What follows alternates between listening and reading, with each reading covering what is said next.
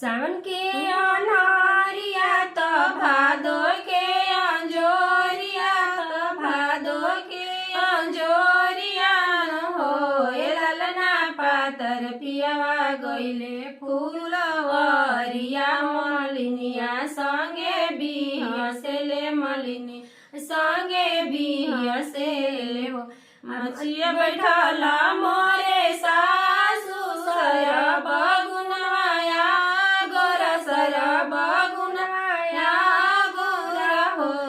सासुर बेटा गइले फूलवरिया हो मलिनिया संगे बिहसेले मलिनिया संगे बिहसेले अतन बचन सासु सुनेली सुनाई न पावेली सुनाई न पावेली हो ललना चली दिहली मालिन फूलवरिया हो मलिनिया बोलिया बोलेली मलिनिया बोलिया बोलेली हो ए मालिन कौन रस बबुआ पर डललू हो बबुआ मले फोरा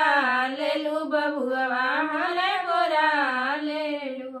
गुतल रानी सासु चंपा फुलवाया वारु चमेली फुलवाया वारु चमेली फुलवा हो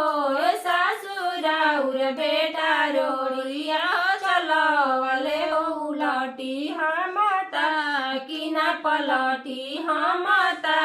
किना पलटी हमता किना ए सासुई हेरा सब बबुआ पर डलनी हो बबुआ राउर भोरा लेनी बबुआ राउर भोरा लेनी हो ए सासुई हेरा सब बबुआ पर डलनी हो बबुआ राउर भोरा लेनी बबुआ राउर भोरा लेनी हो सावन के अनहरिया तो भादो के अंजोरिया तो भादो के अंजोरिया हो